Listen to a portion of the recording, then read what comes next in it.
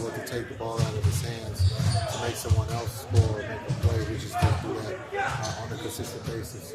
All correctable, and so I think we'll be better next time we're in that situation. You mentioned 21 threes, not your preferred number. How do you go about creating more of those, or what we're prohibiting that? Yeah, both teams. One shoots 20, we shoot 21. We got teams out there are averaging 40. It was not a display of three-point shooting. It was a display of free throw and paint, and they won both days. So we have to be better. Again, we had some good looks that didn't go down, but we shot way too many mid-range shots. For Daniel to be able to play, does he have to go through a contact practice or anything like that? Yeah, he has to work out. We'll see how he feels. Again, he did most of practice, so we'll see how he feels tomorrow. What were the learning lessons in your mind and your perspective from Cooper Flagg and playing the point guard position, handling pressure, and what he can continue to build upon going forward? Yeah, I thought he did a really good job trying to get others involved. I thought being able to take advantage of that third quarter, he started to look to be aggressive for his shot. The more that he's in these situations, the better he's only going to get. So being able to, understand different scenarios, the more he's in those, the better opportunity he's going to be as time goes on. I think he did a really good job for us on both ends. Do you feel comfortable continuing to move forward with him in that position as he continues to get better? Yeah. We were in foul trouble 3 minutes into the game. Changes the dynamic of the rotation.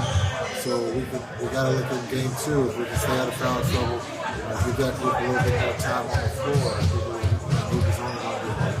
I know you're not going to go against the way we pretty much end up against the versatile teams and go especially against what are you looking for defensively?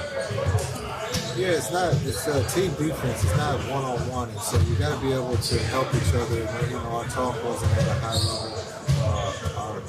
Being able to present multiple guys so that the gaps are covered. Last night we didn't do that on a consistent basis.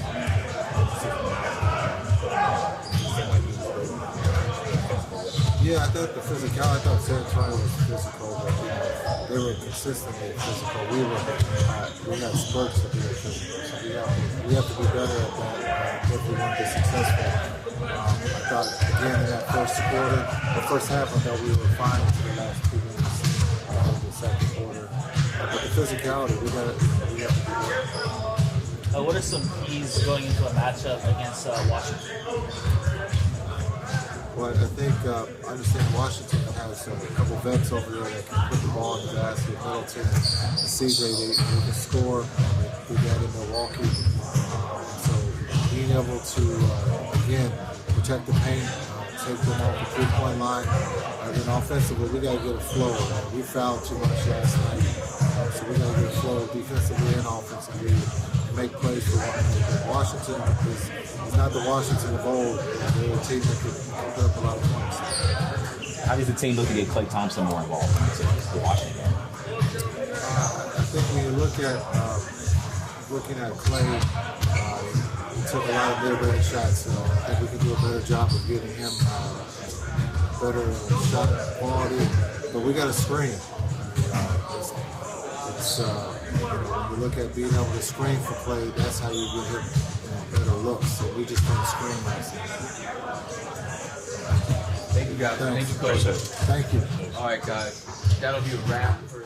Just some of the things you talked about offensively coming out of last night's game.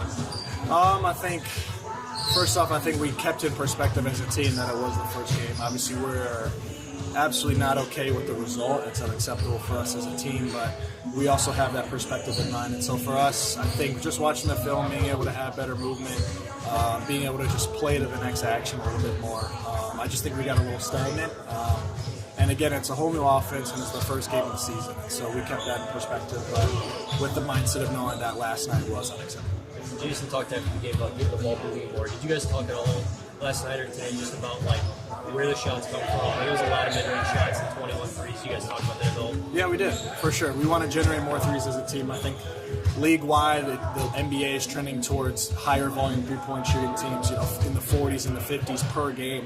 And I think both teams combined last night shot 41, and the Celtics last year averaged 45 a game. So, that's just the way the league is trending, and I think we have shooters on our team, and we have the ability to do that along with the playmakers to be able to make those threes happen. And so that was definitely talked about. Is that just a product of a lack of ball movement more than anything, or people? I think a little bit of both. I think it's also, again, perspective of a new system we're trying to implement as a team, and we're trying to figure out, cutting and sacrificing for each other to be able to create those opportunities. And I think last night, obviously, give credit to San Antonio, their defense was phenomenal. But I think for us as well, we got to do a better job. Player movement, ball movement, like you said, that'll generate more threes, and not even threes, layups, open looks, just easier shots for us offensively. Max, I know you would give credit to a player like Wemby in the kind of game he had too, but I know defense, playing at an elite level, is something this team really wants to do this year. So what do you attribute some of the issues that you had on that end last night? Yeah, like you said, credit to Wemby. He had a phenomenal game, but we got to do a better job, and there are star players in this league that get hot. It happens on a nightly basis. We got to do a better job as a team covering for one another. And we had to do a better job last night of making him uncomfortable, and we didn't. We let him do whatever he wanted to do, and clearly it hurt us. And so, for us, we watched it again in film. We had to do a better job of kind of trusting each other, being able to compete better for each other as well on the defensive end. And so I think that was definitely talked about in film. How'd you see Cooper kind of respond in practice today? It was a mental day today, but he was fine. I mean, everybody knows that, again, it's the first game, and he's 18 years old, and we're putting him in a tough spot. We're asking him to do a lot to run the point guard position. I wouldn't say it's his natural position. I don't think anybody would. He doesn't really play that typically when he was in college or even in high school. And so this is new for him, and this is new for anybody. Any rookie that's coming into the league has a learning curve, and then you add the fact that he's going to run point for us for the most part. That's also another learning curve. And so us as teammates, as coaching staff, we all believe in him. We all know what he can do. We all know last night was just a learning curve for him, and everybody's going to have that, and we're all going to support him no matter what. So it doesn't matter. What's something that Cooper did last night that did impress you?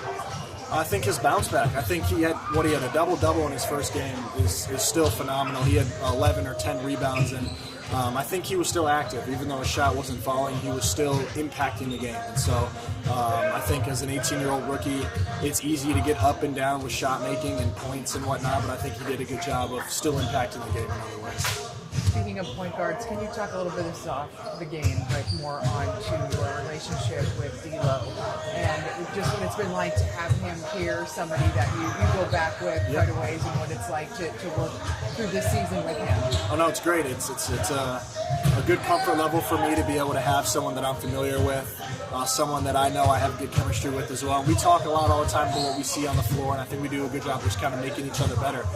Sharing our knowledge of the game. He's sharing his experience. I'm sharing, what I see on the floor as well, and we're just trying to navigate through things together. And so, obviously it's a whole team unit. We're all navigating together, but D'Lo and I definitely have a little bit of chemistry dating back to my rookie year. So, can you speak specifically about his game and what his strengths are?